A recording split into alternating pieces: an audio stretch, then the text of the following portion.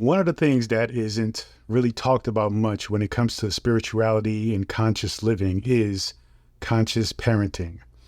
Because I think honestly, parenting is probably one of those things that is so intricate and can be so complicated that not many people can give you some insight or formula as to how to go about doing it, right? Because there is no one size fits all when it comes to parenting.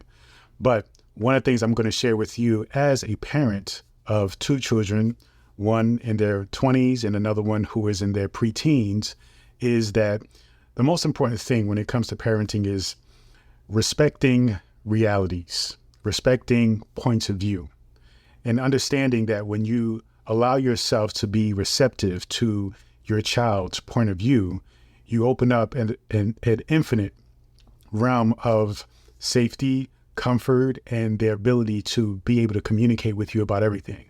The one thing that I promised myself and thought was very important as a parent is being able to allow a safe space for my children to be able to talk to me about whatever it is that they're going through in life. And the main reason for that is I understand that I am not the one who is solely responsible for their path. They are. And though we in society can say, okay, this is my child, they do not belong to me. The path that they're on is not mine. It is their own.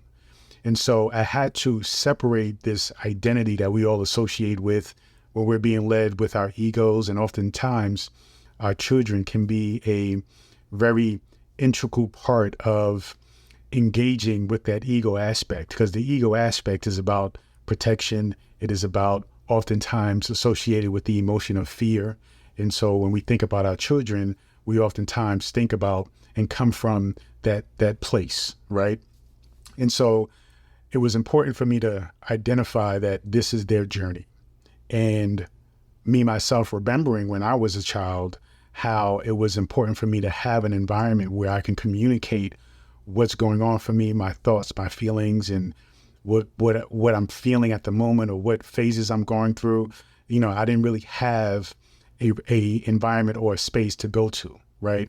Though my parents were there, they weren't there for the deep, intricate complexities of growing up. And so I had to create that for my children. And I had to make sure that they are on their own path.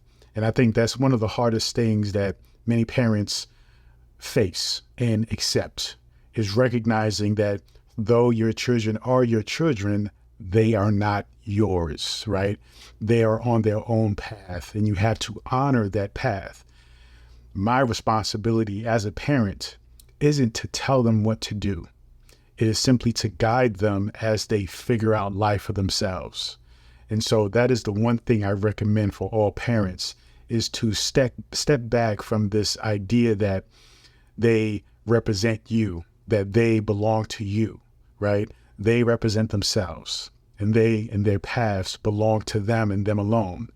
Your job is simply to give them the insight, the input to recognize some of the decisions or where they are, and give them some insight as far as like, okay, for me personally, what I do is for example, my son who's in his preteens, you know, he'll talk to me about something, and then I'll simply just ask him questions just to open up the possibilities, so that way he can see a grander scope or vision of the direction by which he can go and take.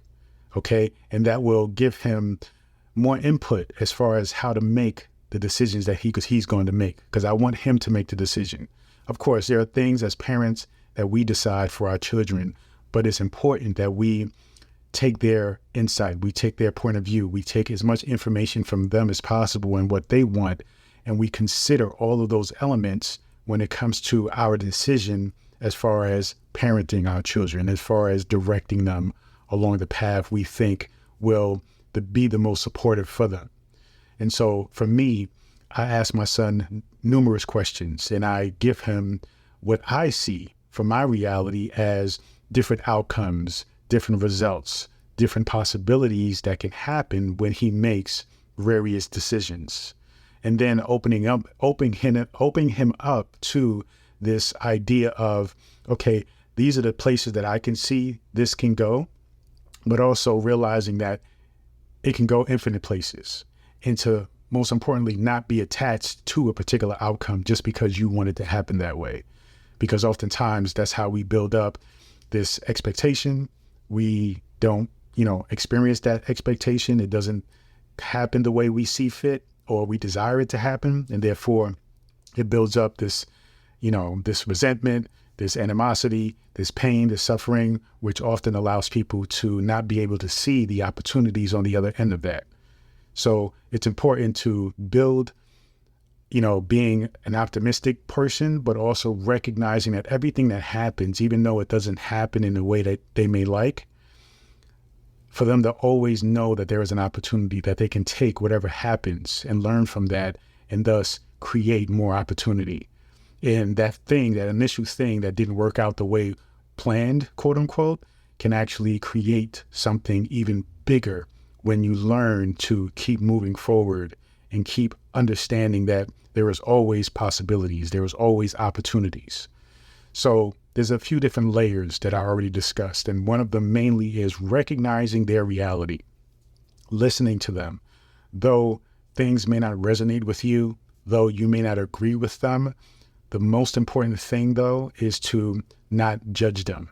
Don't shame, your children, or anybody for that matter, but especially for your children.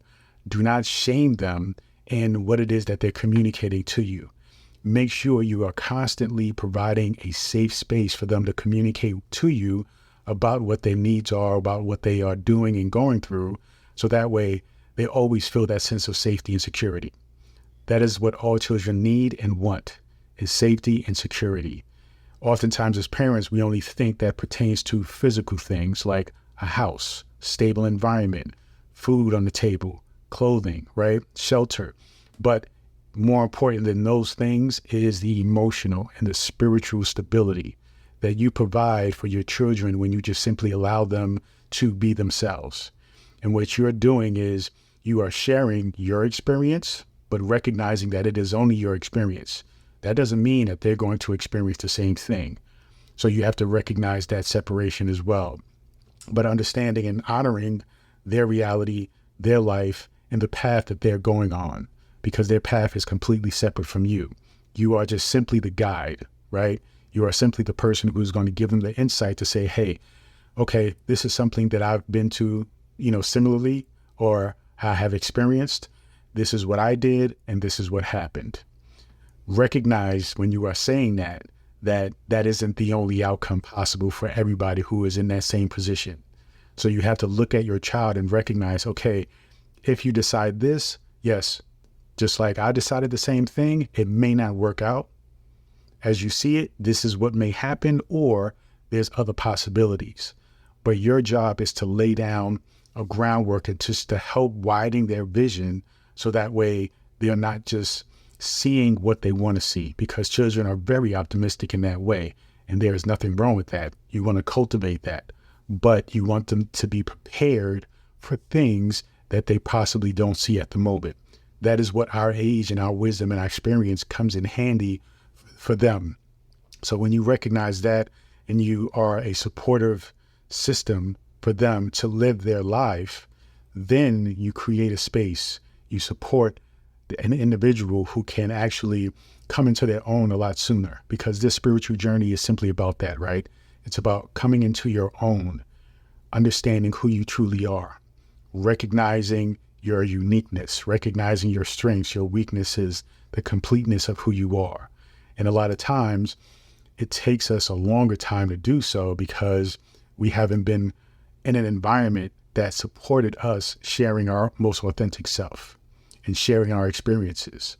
So we couldn't fall back on the wisdom of our parents and ancestors because we just didn't have that safe space. So your job is to create that for your child. Recognize that their reality is theirs. It's not yours. Don't project your reality onto them as if they're supposed to take it. You can share with them your insights, your experiences, but don't expect them to take it. They're going to go on their own path. That's what everybody is doing. Okay. So those are the things that I would share with you. If you have any more questions or any more thoughts, feel free to email me or leave a comment below. Thank you so much. Feel free to go to drabundant.com, subscribe to my daily newsletter, and also get access to this free ebook, The Power Within. When you subscribe, you will also be invited to my Manifestation Monday morning meetings happening every Monday at 7 a.m. Continue to join me on this journey. Peace and abundance always.